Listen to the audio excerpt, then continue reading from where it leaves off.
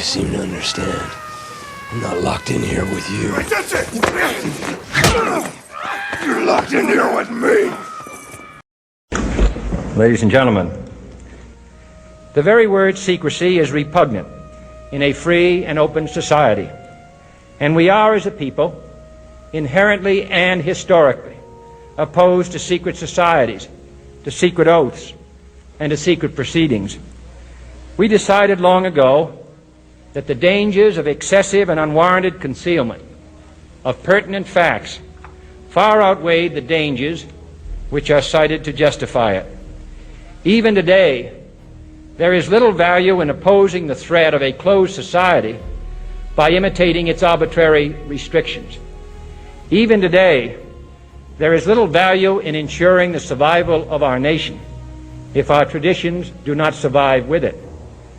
And there is very grave danger that an announced need for increased security will be seized upon by those anxious to expand its meaning to the very limits of official censorship and concealment. That I do not intend to permit to the extent that it's in my control.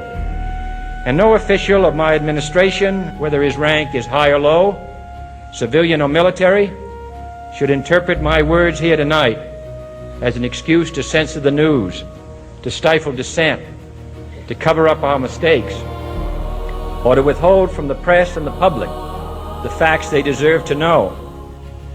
For we are opposed around the world by a monolithic and ruthless conspiracy that relies primarily on covert means for expanding its sphere of influence, on infiltration instead of invasion, on subversion instead of elections, on intimidation instead of free choice, on guerrillas by night instead of armies by day. It is a system which has conscripted vast human and material resources into the building of a tightly knit, highly efficient machine that combines military, diplomatic, intelligence, economic, scientific, and political operations. Its preparations are concealed, not published. Its mistakes are buried, not headlined. Its dissenters are silenced, not praised. No expenditure is questioned, no rumor is printed, no secret is revealed. No president should fear public scrutiny of his program, for from that scrutiny comes understanding, and from that understanding comes support or opposition, and both are necessary. I am not asking your newspapers to support an administration, but I am asking your help in the tremendous task of informing and alerting the American people. For I have complete confidence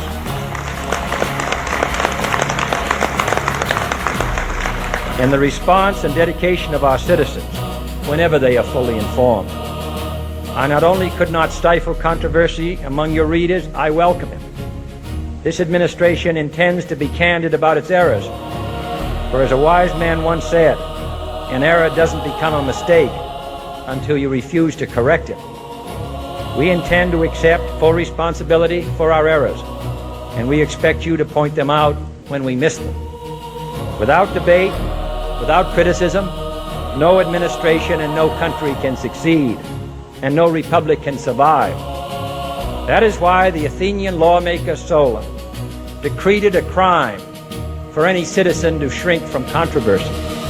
And that is why our press was protected by the First Amendment, the only business in America specifically protected by the Constitution, not primarily to amuse and entertain, not to emphasize the trivial and the sentimental, not to simply give the public what it wants, but to inform, to arouse, to reflect, to state our dangers and our opportunities, to indicate our crises and our choices, to lead, mold, educate, and sometimes even anger public opinion.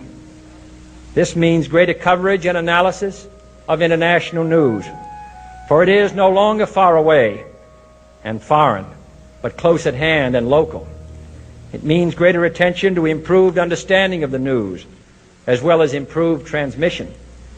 And it means, finally, that government at all levels must meet its obligation to provide you with the fullest possible information outside the narrowest limits of national security. And so it is to the printing press, to the recorder of man's deeds, the keeper of his conscience, the courier of his news, that we look for strength and assistance, confident that with your help, man will be what he was born to be, free and independent.